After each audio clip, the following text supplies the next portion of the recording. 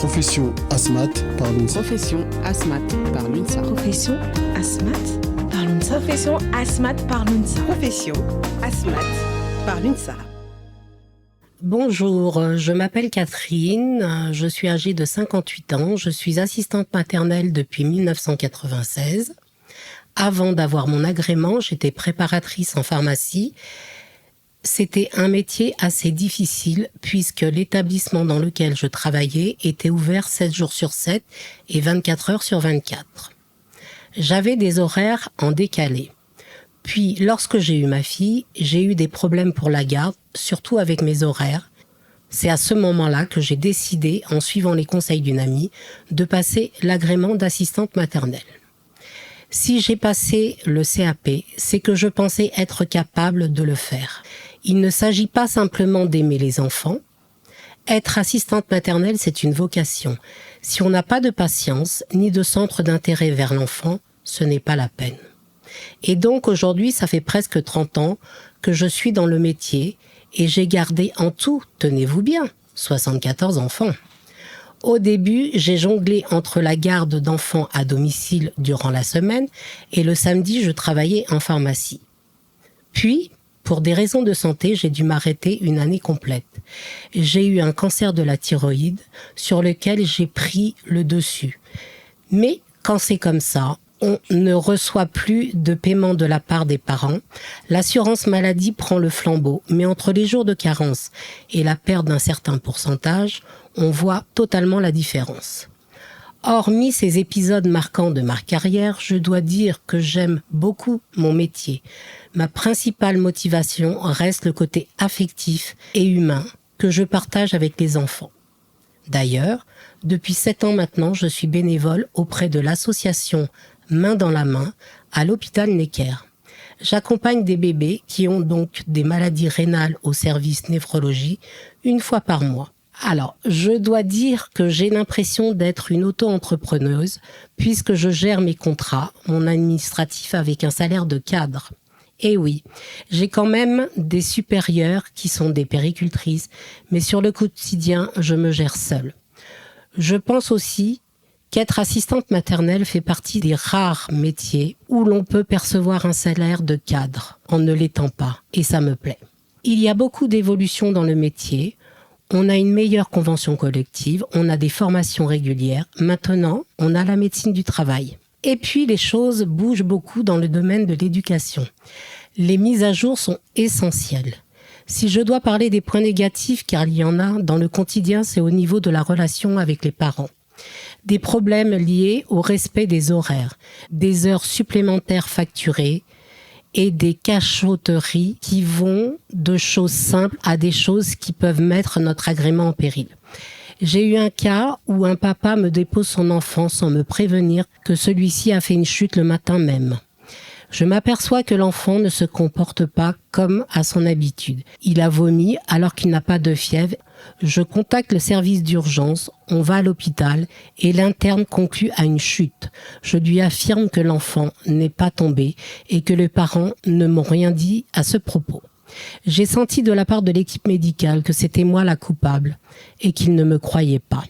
Le père de l'enfant a tout de même avoué que ce matin, à son domicile, le bébé était tombé du canapé, mais comme il paraissait bien et qu'il ne voulait pas que sa femme l'apprenne, il a préféré ne rien dire.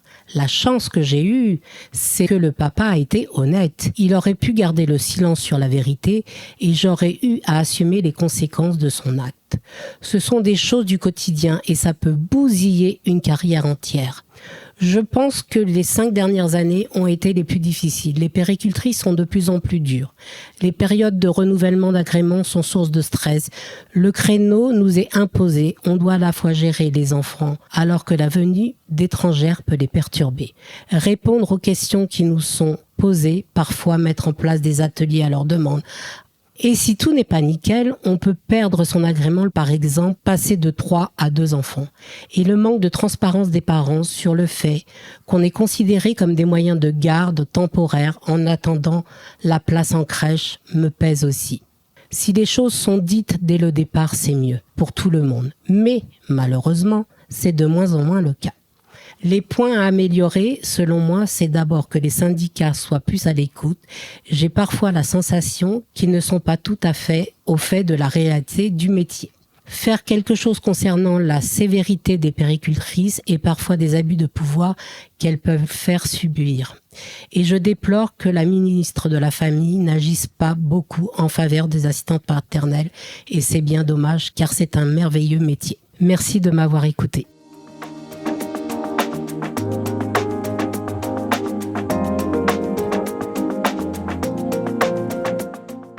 Bonjour, je suis Audrey Bédard-Leussen, secrétaire générale de l'UNSA Pro Asmat et ASFAM, le syndicat de l'UNSA spécialement créé pour les assistantes maternelles, par les assistantes maternelles. J'ai 40 ans, 4 enfants et je suis asthmate depuis 2012. Au départ, j'ai rejoint l'UNSA car j'avais besoin d'appartenir à une communauté, un besoin d'assurance et d'être au fait avec les lois.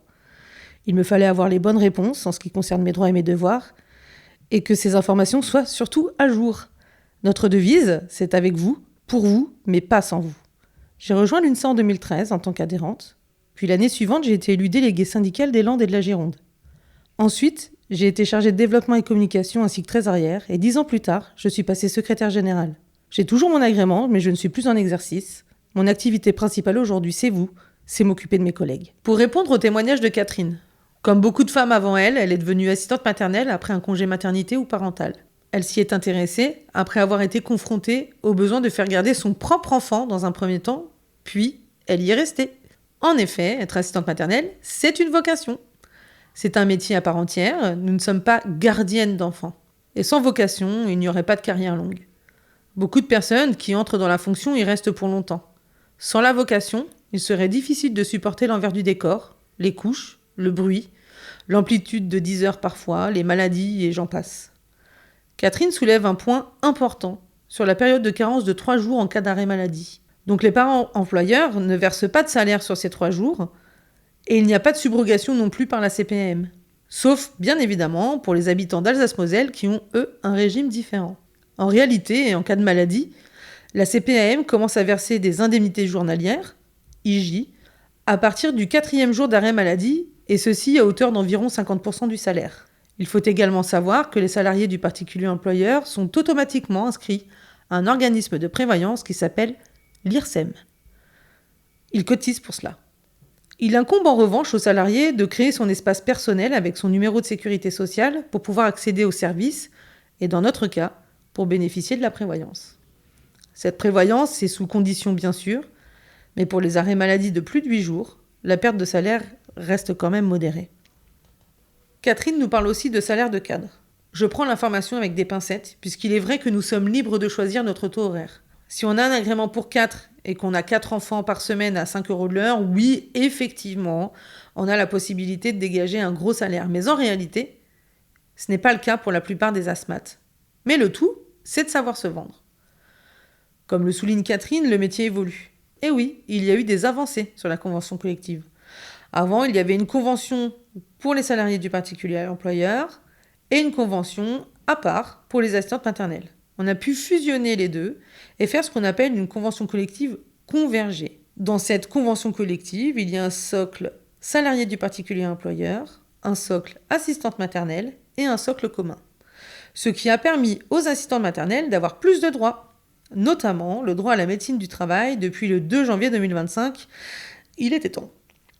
Nous avons pu obtenir le départ volontaire à la retraite et aussi nous avons négocié la hausse des indemnités de fin de contrat. Il y a des avancées, nous avançons lentement, mais sûrement. J'aimerais effectivement que ça aille plus vite. Et encore une fois, ce sont les adhérents qui nous donnent la voix et la puissance pour aller négocier. Pour revenir sur l'anecdote de Catherine, concernant sa mésaventure avec la chute de l'enfant, dans son cas, et je tiens à le souligner, tout se finit bien. Néanmoins, même dans ces conditions, la professionnelle doit avoir le réflexe de prévenir la PMI. Puisque lorsqu'on est amené à consulter un médecin à l'hôpital, quand bien même l'accident ne s'est pas produit au sein de notre domicile, c'est une obligation d'en référer aux instances, puisque cela va de pair avec l'agrément. D'ailleurs, en parlant de l'agrément, Catherine disait à quel point la période de renouvellement peut être stressante. Et pour cause, les asthmates ont affaire aux puéricultrices dans 2 cas, le premier étant l'agrément et le second étant les contrôles. Ces 2 missions sont des moments où les professionnels sont examinés Et qui dit examen, dit stress, méfiance et inquiétude. Leur vie professionnelle est engagée et elles ont un temps limité pour convaincre. Sur la fin, Catherine affirme que les organisations syndicales ne font rien. Non. C'est parce qu'elle ne nous connaît pas. L'UNSA est très présente sur les réseaux, on envoie des newsletters, depuis peu on est sur TikTok et on organise des rencontres avec les professionnels. C'est vrai qu'il y a des organisations qui ne sont pas très au fait de ce qui se passe réellement sur le terrain pour le public des asthmates. Le rôle de chacune et chacun est justement de faire remonter tout ce qui ne va pas pour que les revendications soient entendues et qu'on puisse négocier des changements. Au risque de me répéter, l'UNSA c'est avec vous, pour vous, mais pas sans vous. Pour finir, je m'aligne sur le point de vue de Catherine concernant le manque d'implication au niveau national. Le problème étant que les ministres se suivent, mais ne restent pas. Comment, dans ces conditions, mettre en place des plans sur le long terme ? C'est à nous de faire en sorte que les choses changent. Plus on aura de personnes syndiquées, plus on aura de poids. L'UNSA, c'est avec vous, pour vous, mais pas sans vous. Merci d'avoir écouté Profession Asthmate par l'UNSA. N'hésitez pas à cocher les 5 étoiles, à laisser des commentaires et surtout, pensez à partager le podcast autour de vous. Vous désirez nous écrire ou nous rejoindre ? Vous trouverez toutes les informations en texte de description de l'épisode. Profession Asthmate par l'UNSA, un espace pour vous écouter, vous informer et vous accompagner. À bientôt.